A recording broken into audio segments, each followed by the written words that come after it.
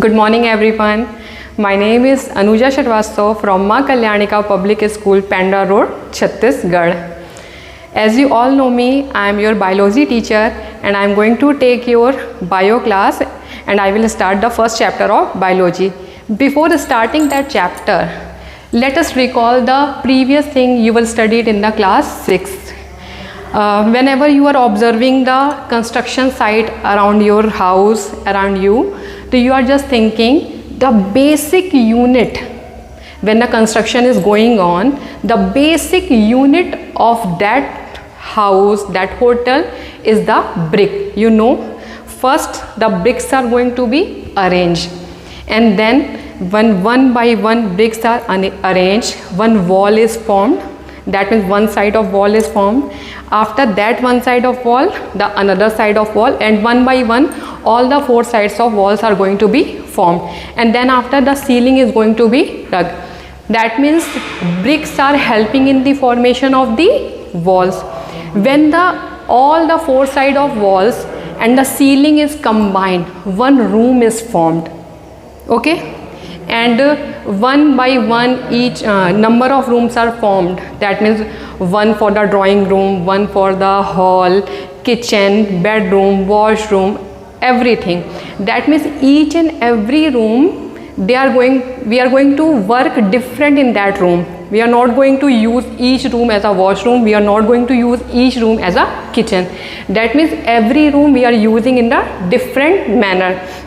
Same that after that complete rooms are formed, then one house is formed, one hotel is formed, maybe one school is formed, anything can be formed. Similarly, the units, the structure of our body is also going to be formed.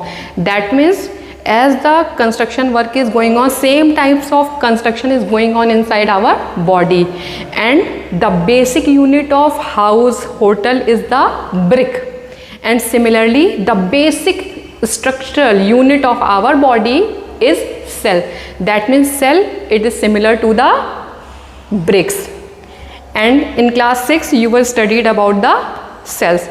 Now, from moving toward the cell, when number of cells are going to be combined, as like 1, 2, 3, 4 bricks, they are going to combine and they are forming walls. Similarly, number of cells are going to combine and they are going to form the tissue. So in this chapter we are going to study about the tissues.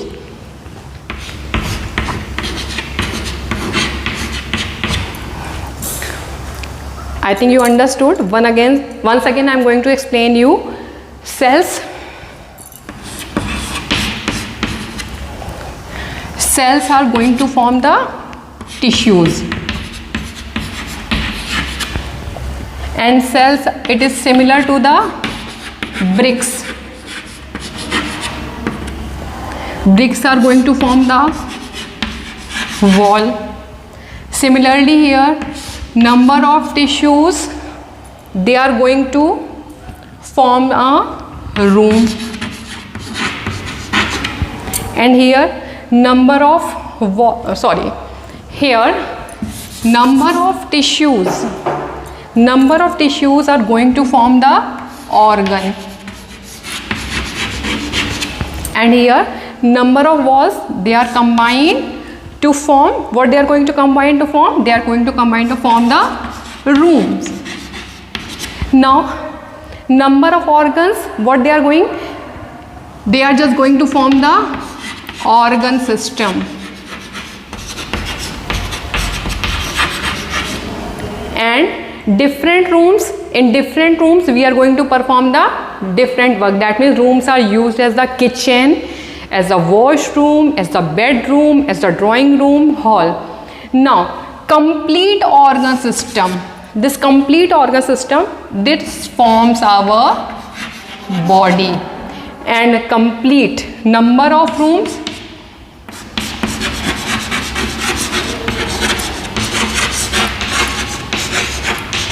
these number of room, these are going to perform maybe a hotel, it may be from a school, and anything.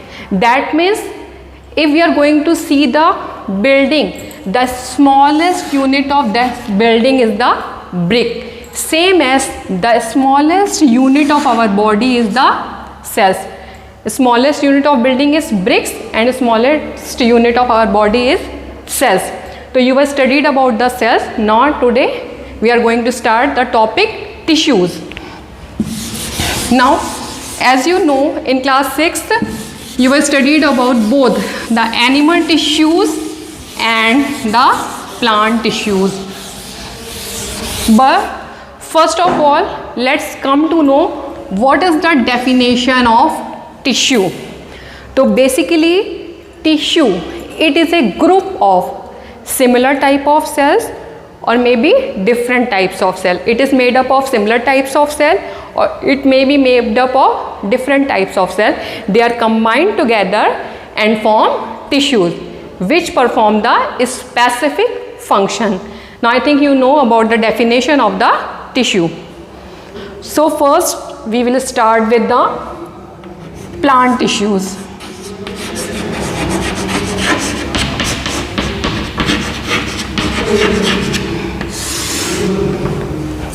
That means the tissues which are present in the plants. That tissues are known as the plant tissues. So plant tissues, as per their function, their requirement, the plant tissues, it is of two types. That means plant tissues furtherly divided into two types. First is the meristematic tissue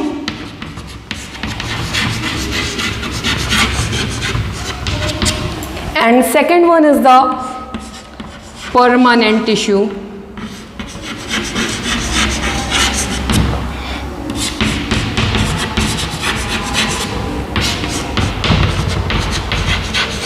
That means plant tissue furtherly divided into first is meristematic tissue and second one is permanent tissues. Now again first we will start with the meristematic tissue and then we will discuss about the permanent tissues.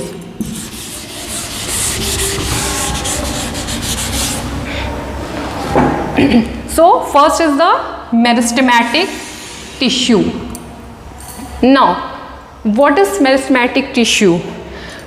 So the tissue which is having ability to divide continuously and forming the new cells, that tissues are known as the permanent tissue. That means meristematic tissues divide continuously.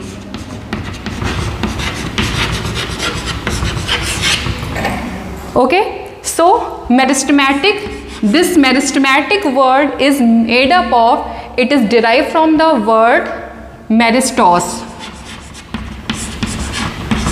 Meristos, it is a Greek word and the meaning of meristos is divide. Now I think you come to know why the meristematic tissue is there and how its function. That means meristematic tissue divide continuously forming new cells. Now let's discuss the characteristic of the meristematic tissues.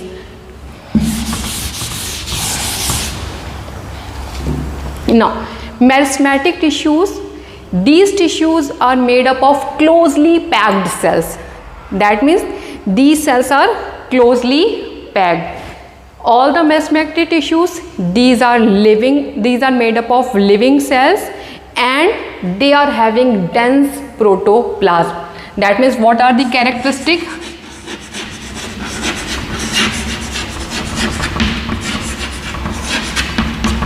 First, they are made up of closely packed cells.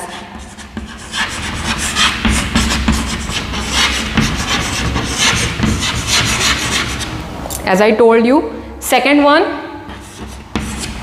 what is second one I told you? It is made up of living cells.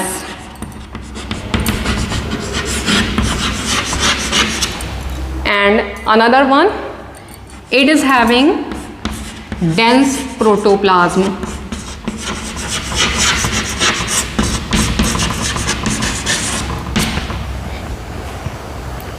So I think you know what is meristematic tissue, why it is named so, and what are the characteristics of the meristematic tissues.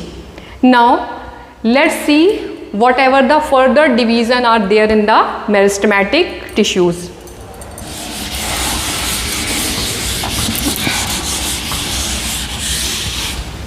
In biology, you have to see the number of divisions. That means one part having 3 more parts. Furtherly, that parts are going to divide again. That's why some divisions are there, but it is very easy. No need to worry. So, meristematic tissue, it is furtherly divided into 3 types.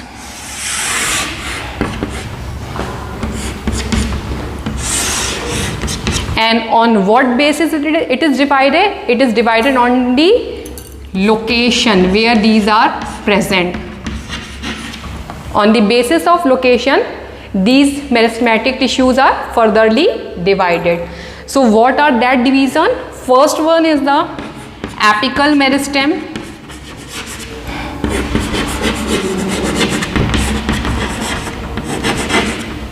Second one is the lateral meristem.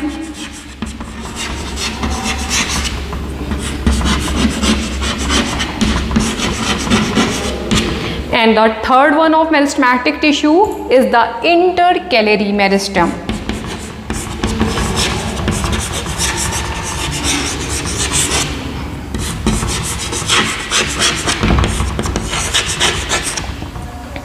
That means on the location, meristematic tissue is furtherly divided into apical meristem, lateral meristem and the intercalary meristem.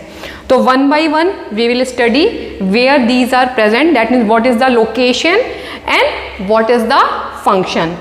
So location. What is the location of the apical meristem? That means apical meristem where these tissue present in the plants. So apical meristem, it is present in the growing tips of root and shoot. Where it is present? Growing tips.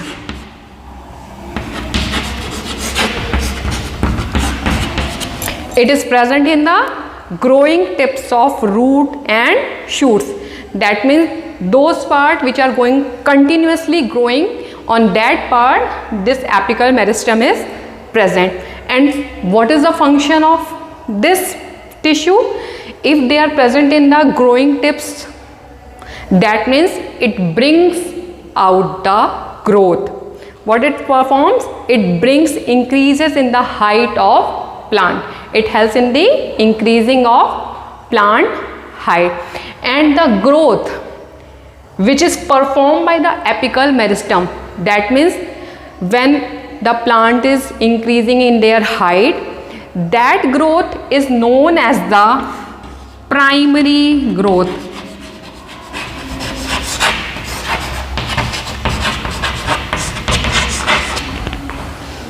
Okay.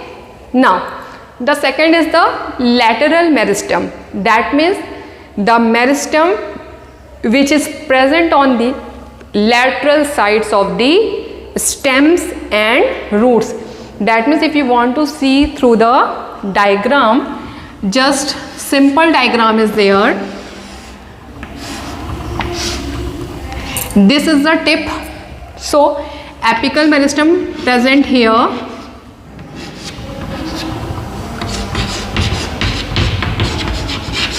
And the lateral side, that means the sides of the stems and sides of the roots here. Here lateral meristem is present and the sides intercalary.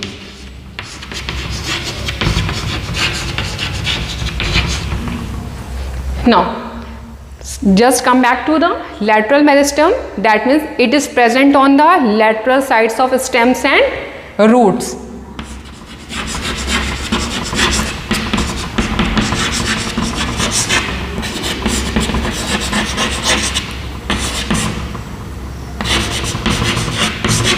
Now, what is the function of the lateral meristem?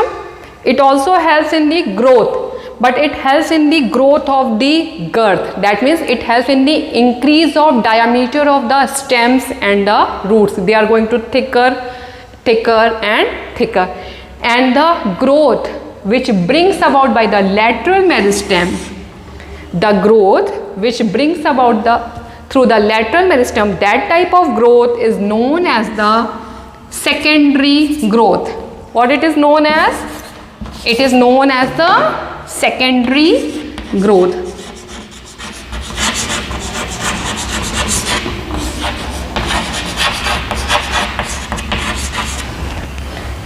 Now the last one of the meristematic tissue, that is the intercalary meristem.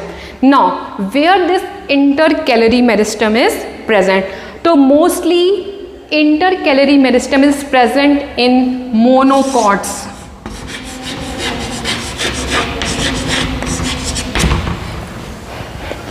Where it is present? It is present in monocots at the base of node along the internode of the leaf base. That means where the leaves are present at the base of the leaf and near the nodes and internodes.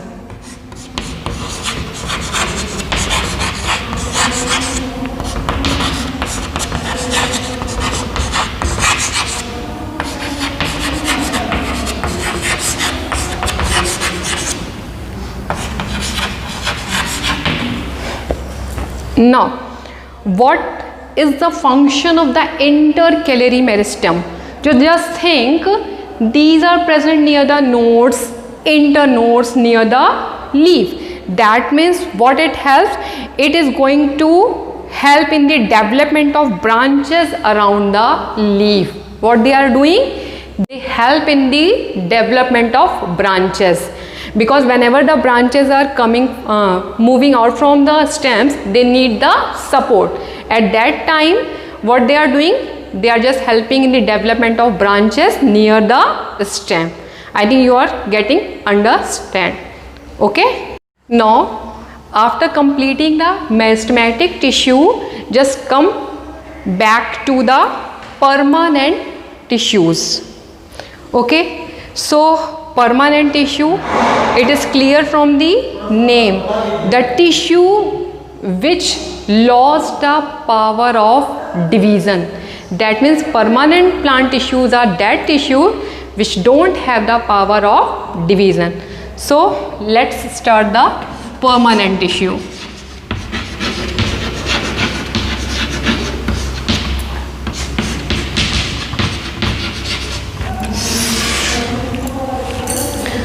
As I already told you, there are number of divisions in the biology.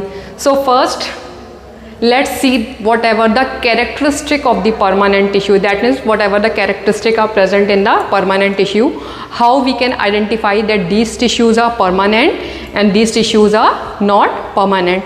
So first characteristic of this permanent tissue is that these tissues lost the power of ability to divide. That means these tissues, they cannot be divided. That means the cells which is present in the permanent tissue, they cannot divide. Now when these cells are not going to divide, that means whatever the shapes are there, they acquire the definite shape, definite size and definite form. That means in permanent tissue, they are having definite shape, definite size and definite form. One more important characteristic of the permanent tissue, that cells, it may be dead, it may be living. But in meristematic tissue, I told you that cells are living. But in permanent tissue, cells may be living and cells may not be living. So once I write the characteristic,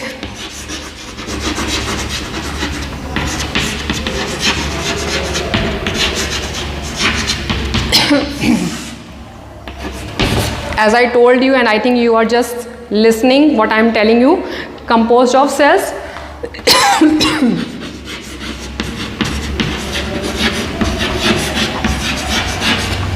What I told you, the first point, composed of cells which lost the power of divide.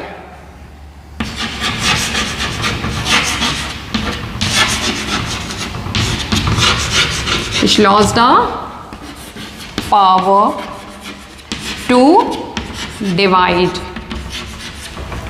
Now, what is the second characteristic I told you? They acquire definite shape, form and size. Having definite shape, size and form. And the next one I told you that the cells may be living and dead.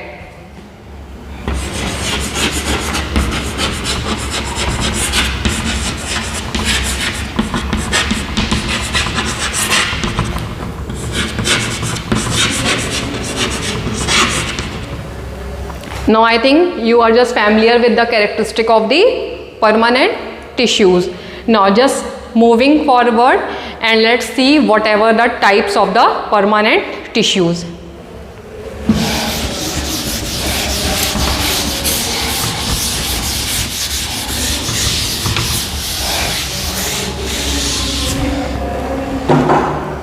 So permanent tissues, these permanent tissues are furtherly divided into three types. Names are somehow difficult and different, but listen properly, you will be able to understand easily. So the permanent tissues, it is furtherly divided. And how it is furtherly divided? Again it is divided into the two category. The permanent tissue, it is again divided into two categories. First is the simple permanent tissue.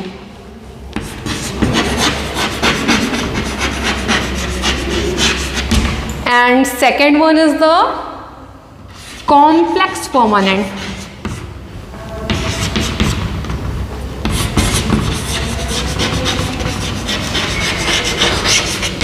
That means the permanent tissue, it is furtherly divided into simple permanent tissues and the complex permanent tissues.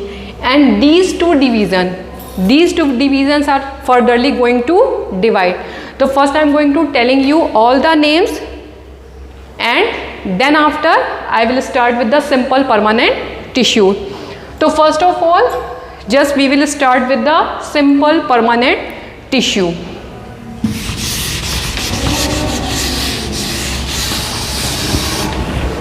The first permanent tissue is the simple permanent tissue.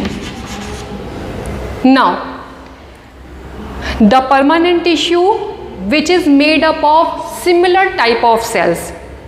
That means if the cells are oval, so all the cells are oval in this tissue. If the cells are circular, then all the cells are circular. If the cells are polygonal, then all the cells are polygonal. That means same type of cells are going to form the simple permanent tissue. Now, this simple permanent tissue is furtherly divided into three parts. It is furtherly divided into three types. First one, the first simple permanent tissue is the parenchyma.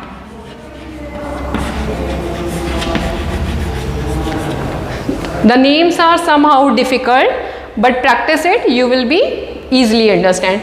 The first is the simple parenchyma tissue. Second one is the collenchyma.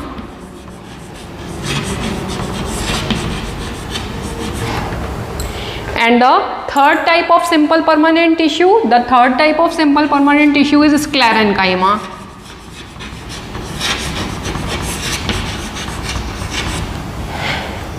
Okay, got my point? The simple permanent tissue, it is furtherly divided into two types. What are the two types here? I told you, simple and complex.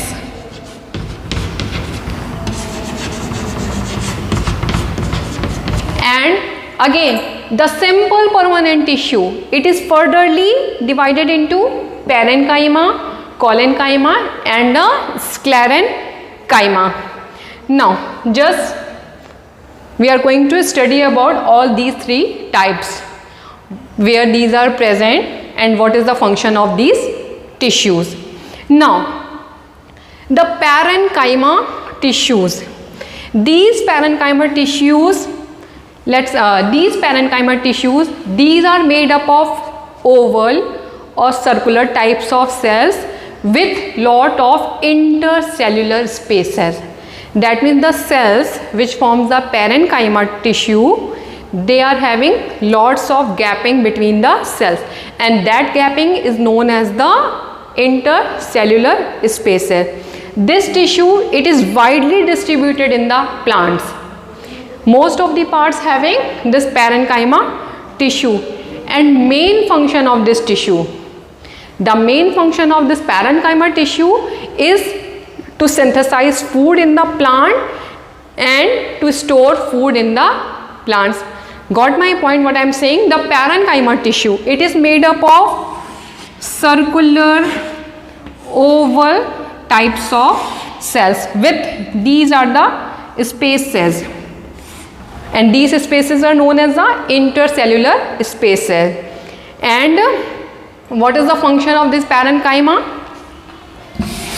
The parenchyma, what is it is doing? It is store food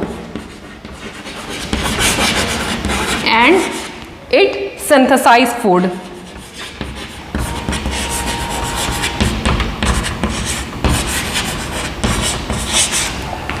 Okay, now again the parenchyma, as their presence in the plant, this parenchyma as per the need, it is furtherly divided into two types.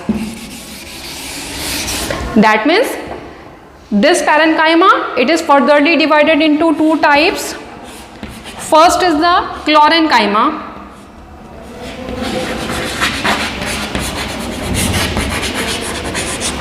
and second one is the parenchyma.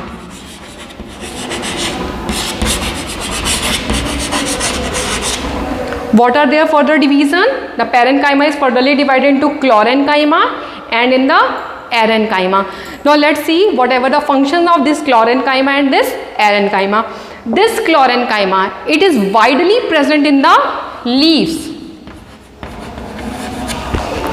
because this tissue, it is having chlorophyll and it helps in the process of photosynthesis. That's why the name of this tissue is the chlorenchyma. Now the another one, parenchyma.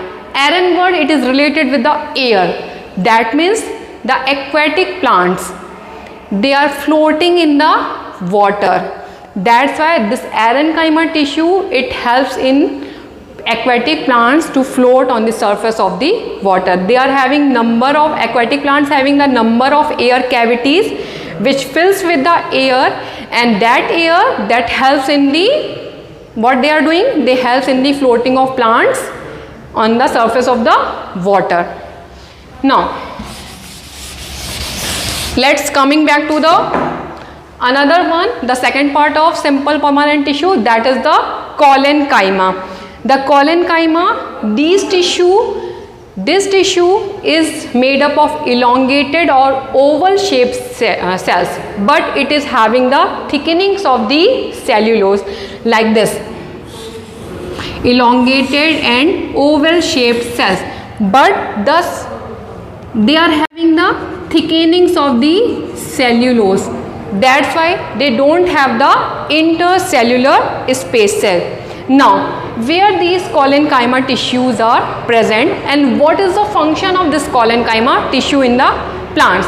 So, collenchyma tissue, it is present in the beneath in stem, and it also in the present in dicots. That means collenchyma, it is present mostly in the dicots, and it is present in the beneath in the epidermis in the stem, beneath in stems. Now what is the function of this tissue?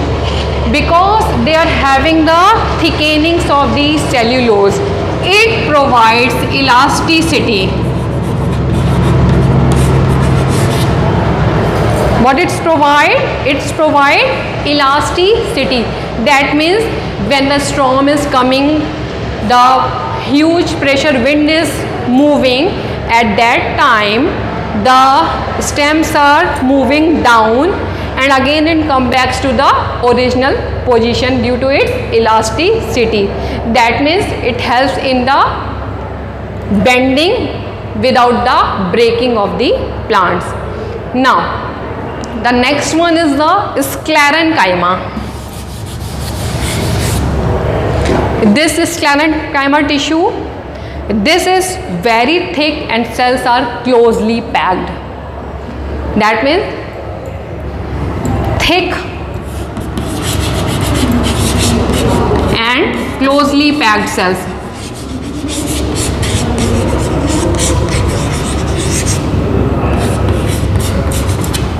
Now I told you about in collenchyma, they are having thickening of cellulose.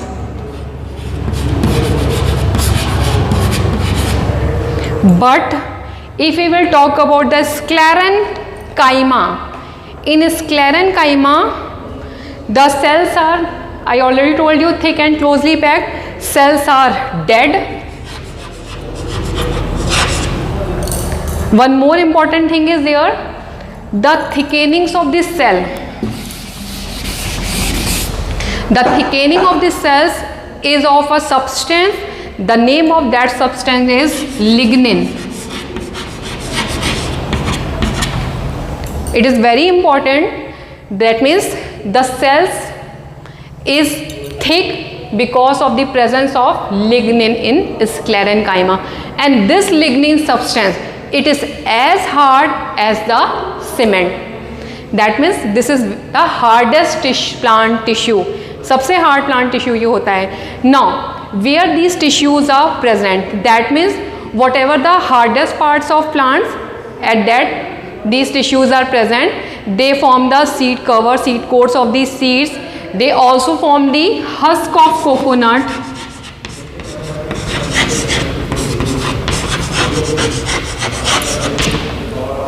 Okay, I think you are already understand about these simple permanent tissue.